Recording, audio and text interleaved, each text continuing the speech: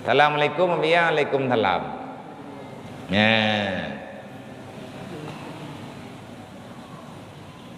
Apa amalan agar cepat memiliki keturunan? Kibang ku jawab ya.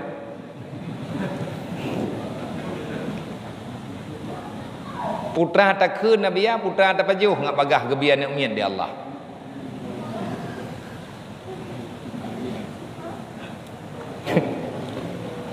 Kibang ku jawab ya.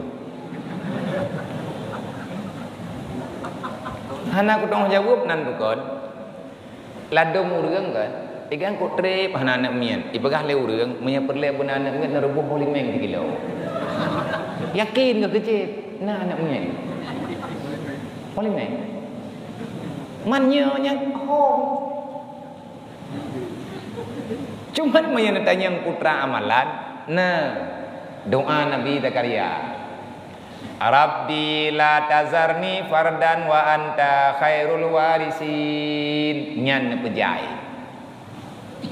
Ne baca istighfar dulu, butruk mu tujur tuh go. Ne baca salawat benar mu tertuh go lebih. Ne baca Rabbi la tazarni nyan ne baca. Oleh nyan ne buat jaro dalam ke Allah. Baik wah nanti hana gebi. Mana biar aku hawa dekat anak mian aku trip kata keluarga hana gebi anak mian kan hana gebi drawan mandua kalau aku percaya li Allah. Mandua ni nyona yang kalau galak, mantang galak nan jak-jak kadang. Ataupun Allah Taala hana gebi kan hana galak ke drone. Tayang Allah Taala punya gebi anak bak drone, haik nintat anaknya dalam surga. Orang tua yang tak bisa mengantar anaknya ke surga, maka orang tua ini wajib bertanggung jawab nanti pada hari kiamat di hadapan Allah.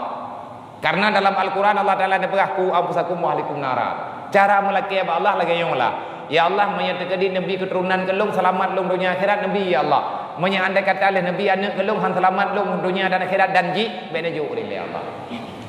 Yang menanjung nuah, pula tak masalah. Anak ni anak buat deh. Mula mandu dia tapi duha je.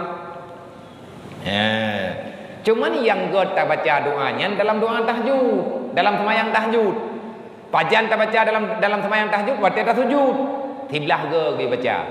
Dalam sembahyang tahajud, bak sujud katanya, ban peut boh sujud. Baca tiblah ge li subhana rabbiyal a'la wa bihamdi baca. Rabbi la tazarni fardan wa anta khairul warisin. Rabbi la tazarni fardan wa anta khairul warisin. InsyaAllah mayana lagi ilmu Allah Ta'ala anak-anak mian bilah manyo hana keju kadang hana leke ya hai kahe dan leke kan leke ini orang buat dalam rahim roji ingat narun leke kadang kita yang Allah Ta'ala kahna perlianik lalunya baik Allah yang jaga kadang roji menanda jawab menggabuak datu orangnya kahana keju berarti salah berawat